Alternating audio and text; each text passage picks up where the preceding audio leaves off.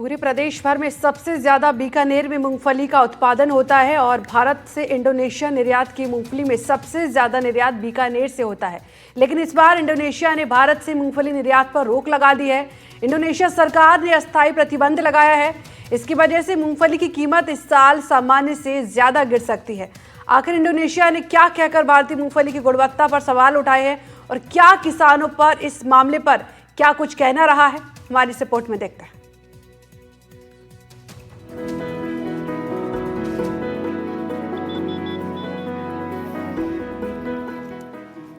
राजस्थान में बीकानेर में सबसे ज्यादा मूंगफली का उत्पादन होता है। बड़े पैमाने पर यहाँ पर मूंगफली की खेती की जाती है और यहाँ की मूंगफली की गुणवत्ता अच्छी मानी जाती है। लेकिन इस बार इंडोनेशिया सरकार ने भारत से मूंगफली के आयात पर अस्थायी प्रतिबंध लगा दिया है।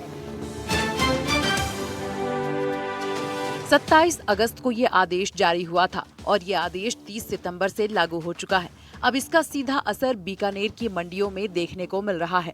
मूंगफली की आवक तो हो रही है, लेकिन भाव गिरने का खतरा किसानों को सता रहा है। अगर किसानों को मूंगफली के उचित दाम नहीं मिले तो उन्हें इस बार भारी नुकसान झेलना पड़ सकता है। इंडोनेशिया से भारत जाने वाली मूंगफली पर इंडोनेशिया ने रोक लगा दी है। बाहर से बता दें कि 2 लाख टन से ज्यादा मूंगफली है जो इंडोनेशिया जाती थी, जिस पर रोक लगा दी गई है। जिसके बाद बीकानेर के जो किसान है और व्यवसायी है, मूंगफली व्यवसायी, उन पर काफी असर पड़ रहा है। मूंगफली की राजधानी कहे जाने वाले बीकानेर की मंडियों में किसान अपनी फसल लेकर पहुंच चुके हैं, लेकिन सप्लाई नहीं होने के कारण किसानों में निराशा देखी जा रही है। प्रतिबंध का सीधा असर बीकानेर की मंडियों में दिखने लगा है। मूंगफली की आवक तो हो रही है, लेकिन भाव गिरने का डर अब मंडरा रहा है। आइए आपको बताते हैं कि इंडोनेशिया ने भारतीय मूंगफली पर रोक क्यों लगाई है। भारतीय मूंगफली में एफ्लाटॉक्सिन की मात्रा तय मानक से ज्यादा पाई गई है। भारत से सप्लाई मूंगफली की गुणवत्ता पर उठ रहे हैं सवाल। हर साल भारत से 2.25 लाख टन मूंगफली इंडोनेशिया में सप्लाई की जाती है। मूंगफली का बड़ा हिस्सा बीकानेर से होता है सप्लाई। 27 अगस्त से जारी हुआ आदेश, 3 सितंबर से प्रतिबंध लागू। गुणवत्ता जांच और भंडारण प्रणाली में सुधार होना जरूरी। वियतनाम और चीन जैसे बाजारों पर प्रभाव पड़ सकता है। इंडोनेशिया की क्वारंटाइन अथॉरिटी ने अपनी रिपोर्ट में कहा है कि भारत से भेजी जा रही मूंगफली में एफ्लाटॉक्सिन की मात्रा तय मानकों से ज्यादा पाई गई। यानी कि मूंगफली की क्वालिटी को लेकर उठे सवालों ने भारत के सबसे बड़े मूंगफली उत्पादक क्षेत्र बीकानेर के किसानों और व्यापारियों की चिंता बढ़ा दी है। कितना नुकसान होगी? राजस्थान की सबसे बड़ी मंडी जो बीकानेर, राजस्थान की सबसे बड़ी मंडी बीकानेर में 2 लाख बोरी का ऑक्शन होता है। इंडोनेशिया ने जो बैन लगाए हैं उस वजह से किसानों को बहुत भारी नुकसान होने वाला है। अभी जो मूंगफली यहाँ पे आवक है बहुत बढ़ रही है। 1 लाख बोरी के समथिंग ऑक्शन हो रहा है, मगर भाव नहीं मिल रहे किसानों को। बहुत बड़ा आक्रोश है किसानों में। इंडोनेशिया ने जो बैन लगाए हैं, गवर्नमेंट को उसके लिए सही कदम उठाना चाहिए। कुछ ऐसे नियम लगाए हैं जो संभव नहीं है। जैसे मंडी को एपेडा लाइसेंस में अप्रूव करवाना हर किसानों को संभव नहीं है। किसानों के रजिस्ट्रेशन करके ही माल इंडोनेशिया जाएगा, ऐसा जो गवर्नमेंट का नियम है इंडोनेशिया का, उसके प्रति अपने को थोड़ा सा ध्यान देना चाहिए। गवर्नमेंट को ये सख्त से सख्त अभी भी नियम को थोड़ा लिबरल करना चाहिए। जो नियम यूके के लिए है वो इंडोनेशिया के लिए जो किया है वो अभी ऐसा संभव नहीं है।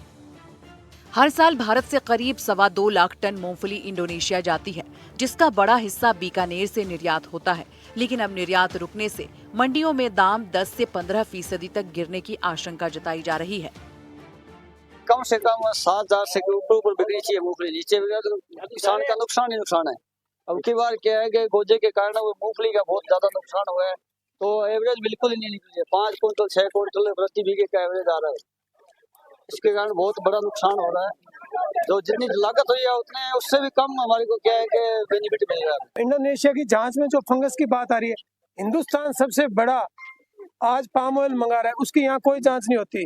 और हमारी जो मूंगफली का जो बीकानेर का दाना है वो दाना सबसे बड़ी ड्यूरेबिलिटी रहती है। गुजरात का जो दाना है उसकी ड्यूरेबिलिटी शॉर्ट है।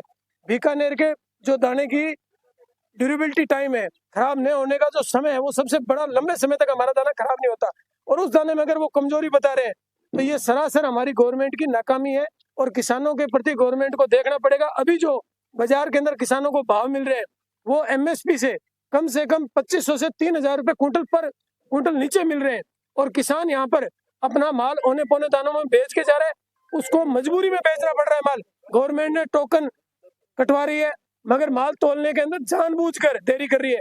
अगर समय से कांटे लगे तो किसान अपना माल वहां तोलेगा और उसको अपने उचित माल दाम मिल सकते हैं फसल के।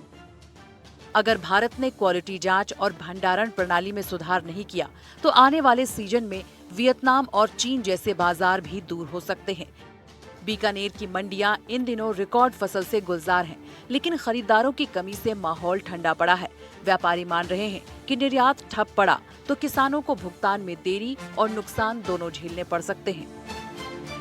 जो लागत जितनी है 7,000 से ज्यादा लागत बताई जा रही है किसानों की जो मूंगफली की खरीद है, लेकिन 4300 रुपए प्रति क्विंटल जो मूंगफली मंडी में बिक रही है, जिससे किसानों को काफी नुकसान हो रहा है। दूसरी तरफ इंडोनेशिया ने जिस तरह से भारत की मूंगफली पर रोक लगा दी है, उसके बाद 500 रुपए प्रति क्विंटल पर गिरावट आई है और किसानों को काफी नुकसान हो रहा है। मैं साथी कैमरामैन SN जोशी के साथ गिरिराज बादानी, NDTV बीकानेर।